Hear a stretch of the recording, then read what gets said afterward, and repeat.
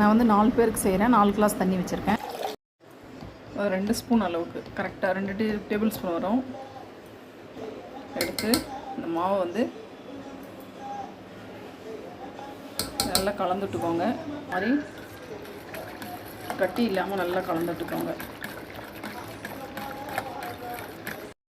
இந்த மாதிரி நல்லா கட்டி இல்லாமல் கலந்து எடுத்து வச்சுட்டு ஒரு பிஞ்ச் உப்பு போட்டுக்கோங்க. கொஞ்சமாக ஏலக்காய் தூள், ஒரு 2 டேபிள் ஸ்பூன் அளவுக்கு ரவை போட்டுருங்க.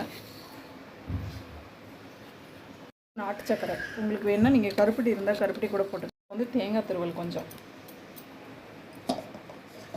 இது மாதிரி நீங்கள் அடிக்கடி செஞ்சு சாப்பிட்டிங்கன்னா ரொம்ப நல்லதுங்க.